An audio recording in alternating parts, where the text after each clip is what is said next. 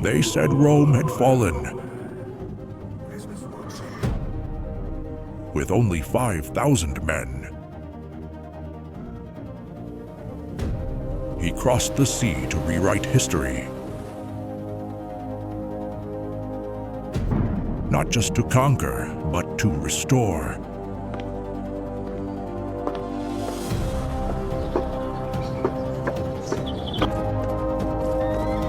Heroes cast long shadows.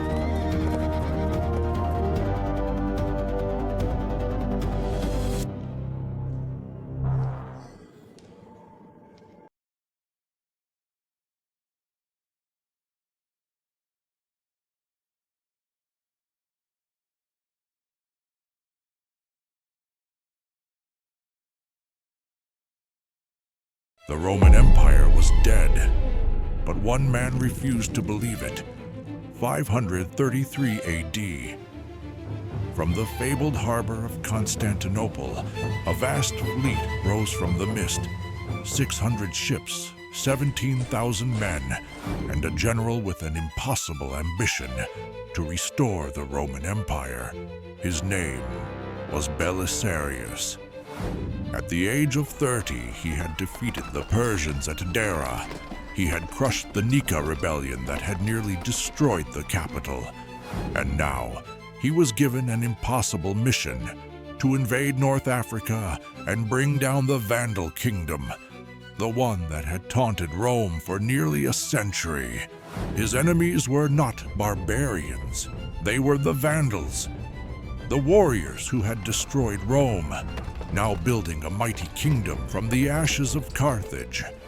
Belisarius was not fighting just for the empire. He was fighting for revenge, to atone for the past, to prove that Rome was not yet die. With only a fraction of the ancient army, he would do the unthinkable. In less than 10 months, he would wipe out an entire kingdom. This is the story of a young general who did what the Roman world once thought was impossible. Do you believe that a single person can change the fate of an empire? Tell me what you would do if you were Belisarius, leading 17,000 men to attack an entire kingdom. Leave your answer in the comments below to let me know what you think. When the Western Roman Empire fell, it left behind a fractured world, a once mighty legacy scattered among barbarian kingdoms. Yet in the dusty corners of North Africa, one kingdom still bore the Roman name. The Vandal Kingdom ruled from the ancient city of Carthage. For a time, it was stable, even civilized by the standards of the age. King Hilderic, though a Vandal by birth, aligned himself with Constantinople. He embraced Roman customs, tolerated Catholic Christians, and even corresponded with Emperor Justinian.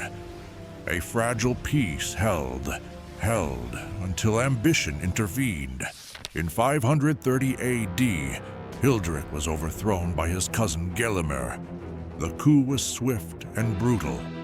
Hilderic, elderly, pious, and pro-Roman, was imprisoned. Gelimer seized power with the backing of Vandal nobles, many of whom despised Hilderic's tolerance and his Roman sympathies.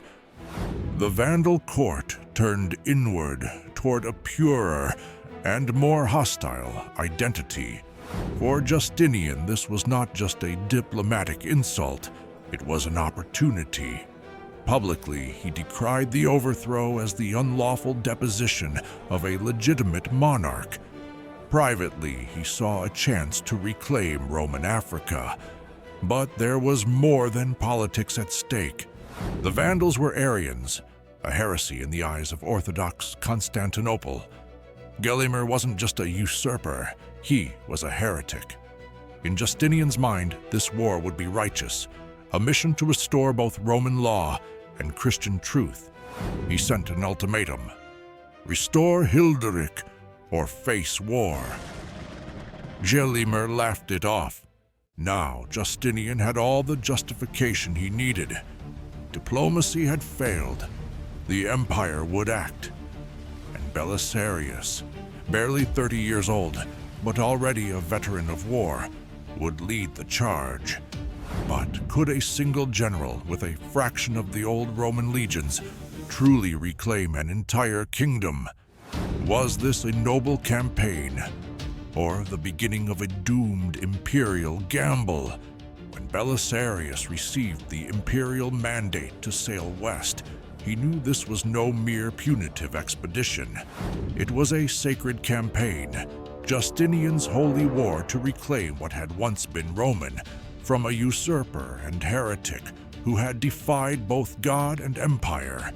He would not ride alone. At his side was Antonina, his formidable wife, an astute political operator and Justinian's trusted eyes within the ranks. Their bond was more than personal, it was strategic. Together, they embodied loyalty to the emperor and discipline to the mission. The army Belisarius assembled was a mosaic of the empire's might: seasoned Roman infantry, cavalry, archers from Asia Minor, Moorish auxiliaries, and a contingent of Huns. Roughly 15,000 men, not a massive force by Roman standards, but one welded into a sharp instrument by iron discipline. This discipline was not theoretical.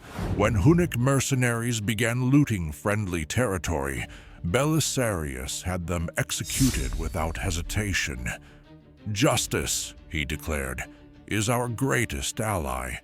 This wasn't just a war of swords, it was a battle for hearts. At Selectum, the first fortified town on the coast of North Africa, the defenders surrendered without a fight. Belisarius paid for supplies, forbade plunder, and enforced strict order. The Libyan population, long resentful of Vandal misrule, began to waver. Was Rome truly returning, not as conqueror, but as restorer? Step by step, they marched inland. No burning fields, no shattered towns, just clean camps, protected civilians, and a code of honor that hadn't been seen in decades. Farmers offered guidance, locals brought food, scouts reported favorable terrain ahead. Had Justinian rediscovered an ancient Roman truth that the support of the people is worth more than legions? As the army advanced toward Carthage, the heart of the Vandal Kingdom, they met no real resistance. Roads were cleared by locals and forts abandoned by Vandal garrisons. The discipline Belisarius imposed created something rarer than fear: respect. Could this campaign succeed not by overwhelming force, but by the moral weight of Rome restored? And if so, was this truly the rebirth of empire, or the beginning of something far more fragile?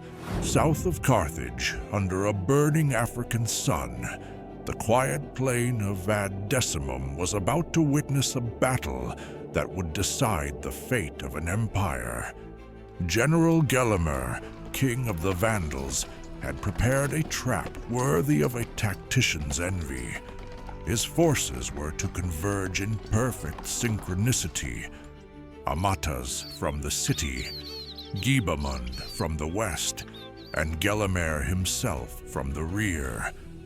Like jaws of a lion closing around its prey, Belisarius would be crushed from three sides. And at first, the plan worked. Amatas arrived early, caught the Roman vanguard off guard, and a skirmish erupted. Blood stained the dust, but Amatas was struck down, killed in the first moments of the fight.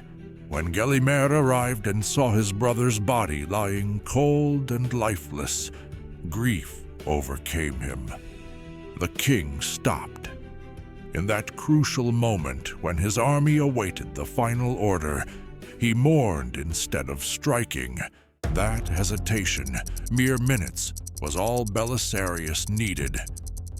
With a commander's instinct honed through years of war, Belisarius regrouped. His cavalry surged forward, hammering into the disorganized Vandal ranks.